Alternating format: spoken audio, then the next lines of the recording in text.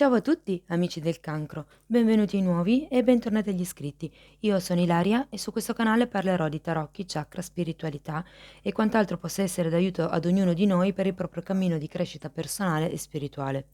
Quello che vedremo oggi sono le previsioni per questa primavera, andremo a vedere un attimino quali sono le tendenze energetiche generali. Come dico sempre, sono letture fatte per un collettivo, quindi prendete solo i messaggi che vi risuonano e lasciate andare il resto all'universo. Se poi volete avere un messaggio più completo, vi consiglio di ascoltare anche il vostro ascendente e segno lunare. Bene. Mostrami, cancro, tendenze energetiche generali per questa primavera 2022. Queste sono un po' troppe, le ritiriamo. Erano belle comunque, c'erano gli amanti, la stella, vediamo che cos'altro esce. Quelle sotto non le ho viste. La sacerdotessa. Cari amici del cancro, si prospetta un periodo di introspezione o per qualcuno potrebbe essere che ci si inizi ad avvicinare a quelle che sono magari delle materie esoteriche. Potrebbe essere che si inizi un qualche tipo di percorso di studi anche diverso, insomma, da quello che è il tema esoterico, ma sento che comunque in qualche modo potrebbe avere un'inflessione di tipo spirituale, ok? Andiamo a vedere nello specifico perché abbiamo la sacerdotessa per gli amici del cancro. Andiamo un pochettino a vedere che cosa vi dicono. Abbiamo il matto, la luna. Quindi si parla di quello che è... Allora, la luna subito mi fa, diciamo, pensare a quello che è l'energia della sacerdotessa, perché entrambe parlano di quello che è il mondo interiore, ok? Con il matto sento che si parla di quello che è la chiusura di un ciclo e l'inizio di un ciclo nuovo, perché è un arcano numero 0, e quindi sento che probabilmente per molti di voi questo inizio primavera sarà una sorta di rinascita, una sorta di pulsione, se vogliamo, verso l'esterno. Ammazza però cancro. Scusami, però il matto, la luna, il diavolo, l'asso di pentacoli al contrario, la morte, la torre. Periodo di forti cambiamenti e grandi anche cambiamenti. La regina di spade, di bastoni, scusate. Quindi, come dicevo, con la luna si parla di quello che è un regina di pentacoli al contrario, un mondo interiore, si parla di quello che è, come vi posso dire, tutto quello che riguarda il subconscio, tutto quello che riguarda anche un po' i sogni, no? Perché la luna fa riferimento a questo, quindi magari per qualcuno si tratta di quello che è un nuovo obiettivo di vita che avete in questa, diciamo, primavera, probabilmente per quello che state iniziando col corso di studi di cui stavamo parlando prima. Per certi versi sento che siete stati un po' guidati, ok, ad andare verso questo tipo di percorso. Per altri invece si tratta semplicemente di un qualche tipo di emozione, di un qualche tipo di energia che magari dal passato, perché avendo la luna si parla anche proprio di quelle che sono le energie che ritornano dal passato, potrebbe appunto essere il life motive di questo periodo. Abbiamo il diavolo.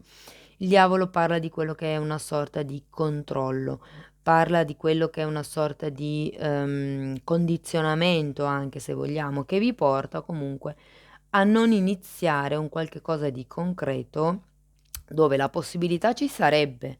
Ok, io penso che diciamo che si può star parlando verso la fine di aprile, ci sarebbe la possibilità di iniziare qualche cosa di nuovo, ma avendo questo tipo di condizionamento ancora non si riesce e in effetti poi continuiamo con la morte al contrario.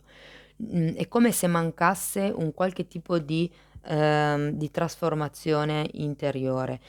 Cioè, il percorso lo state facendo, ma ancora non lo state mettendo in pratica. È un po' come se fosse ancora una cosa tutta in teoria, nella teoria, diciamo così, ma un qualche inizio concreto, un qualche azione di tipo materiale per, diciamo, innescare questo tipo di cambiamento. È come se in realtà in questo momento non lo, in questo momento, cioè nel senso d'aprile, ancora non lo stiate facendo.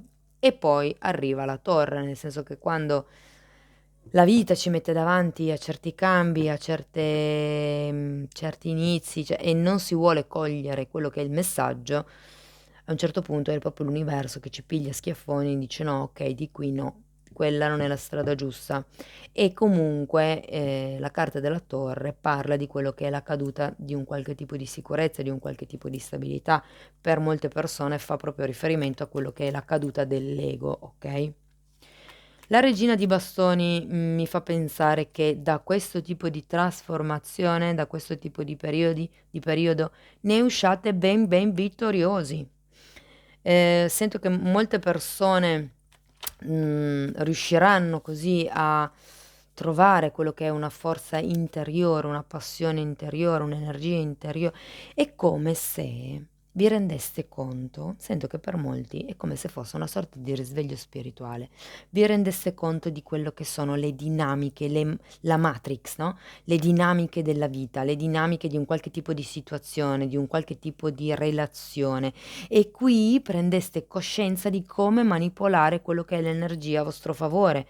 Cioè è come se vi rendeste conto di come fare per riuscire ad ottenere quello di cui avete bisogno, ma in realtà è ancora una cosa abbastanza, diciamo così, sul piano astratto. Da un punto di vista materiale non vi sento ancora così e giustamente la regina di denari al contrario viene fuori sotto l'asso di denari al contrario, c'è una non concretizzazione per certi versi, ok? Ma perché siete ancora probabilmente, io sento verso la fine di maggio, in una sorta di confusione mentale, ok? È un periodo che dura poco perché comunque dopo il 2 di spade, che è un po' la stessa energia della luna, se vogliamo, avete comunque l'asso di denari parla comunque di quello che è una sorta di ordine mentale, se vogliamo, quindi si passerà attraverso quello che è un bivio, una scelta e da lì poi una sorta di comunicazione, una sorta di dialogo potrebbe anche essere, una sorta di verità che salta fuori, ok? E dopo un periodo di attesa, direi anche alquanto breve, si prospetta quello che è un periodo di determinazione con l'energia del Re di Spade. Ora, potrebbe anche essere, se per voi per esempio vibra come una stesa magari romantica, potrebbe anche essere che questo re di spade o una di queste due regine rappresenti una persona che sta entrando nella vostra vita, mentre un'altra di queste persone rappresenti quello che è il condizionamento da parte del diavolo. Sento che potrebbe essere una persona molto vicino a voi, diciamo l'energia di questo diavolo. Ehm, per molti fa riferimento alle paure, al condizionamento che si hanno attraverso le paure, per altri fa riferimento a quello che è il condizionamento di una persona che ha un forte influsso su di voi. E sento che siete un pochettino lì che tirate indietro, che non sapete bene appunto da che parte andare, ma non vi preoccupate perché verso la fine del periodo arriverà quello che è una chiarezza mentale attraverso quello che è una... questa carta, vista come pazienza, in questo caso io la sento come un osservare i fatti. Ripeto, si stava parlando di dinamiche qui prima ed è un po' quella, cioè riuscire ad essere staccati, ad essere un po' più logici e a vedere come succedono certe cose, a vedere appunto le dinamiche di certe situazioni o di certe relazioni. Io sento che alla fine del periodo avrete quello che è una nuova determinazione. Probabilmente iniziate con una fase di studio, con una fase di osservazione e finirete con avere chiaro, con diciamo, finirete con l'avere un'idea molto più ampia, più obiettiva, più logica, più calcolata, non so come spiegarvi, però avrete quello che è un una chiara esposizione dei fatti, mi verrebbe da dire. Avrete le cose più chiare comunque, okay? Certo che non vi nego, il periodo di fine aprile, inizio marzo, inizio maggio non è semplice. Non è semplice. Cercate di fare questo tipo di cambiamento di cui parla la morte, cercate di lasciarvi indietro quelli che sono i condizionamenti. Il diavolo può far riferimento a quelli che sono anche i vizi. Quindi per qualcuno si potrebbe parlare di un qualche tipo di schiavitù volontaria, appunto, magari al cibo, al telefono, piuttosto che un qualche tipo di codipendenza affettiva, piuttosto che un qualche tipo di dipendenza al fumo, all'alcol, insomma, vedete voi di applicare il diavolo alla vostra situazione personale. Andiamo a vedere un messaggio per le fartine per chiudere, però vedo che verso la fine del periodo arriverà quello che è una chiarezza mentale, eh. Cioè il periodo di fatica, se vogliamo, durerà poche settimane, quindi state tranquilli. Respirate intanto, riposate se avete bisogno di riposare, isolatevi se avete bisogno di isolarvi, fate quello che vi sentite di fare, ok? Comunque elaborate quello che sono le vostre paure, le cose che magari vi nascondete con questa luna. Allora, parla di luce interiore la prima fatina ed è bellissima ed è un po' questa luce, questo entusiasmo, questa genuinità di cui parla anche il mago e soprattutto la sacerdotessa è proprio quella carta che parla di una ricerca interiore, ok? Questa fatina ha tutti i chakra illuminati, compresi quelli delle mani, e quindi sento che per qualcuno arriverà il periodo dell'illuminazione, ok? E lo vedevamo già qui prima. Qui abbiamo, guardate, non condizionamento ed è l'energia del diavolo di cui parlavo prima, questo condizionamento che magari è solo un condizionamento mentale dovuto alle credenze limitanti o appunto alle paure, però c'è, esiste, dovete elaborarlo. E poi abbiamo servizio. Ecco, questa carta parla di mettersi al servizio degli altri, dell'umanità, ok? Perché si dice che comunque mettendosi al servizio degli altri si tende a bruciare karma, ok? Cari amici del cancro, questo è quello che ho per voi per questa primavera. Mi raccomando, state tranquilli, iniziate a meditare che magari vi può aiutare a superare questo periodo di stress. Potete anche usare dei quarzi, magari un quarzo rosa da mettervi al collo che mantiene un pochettino così le acque calme, diciamo.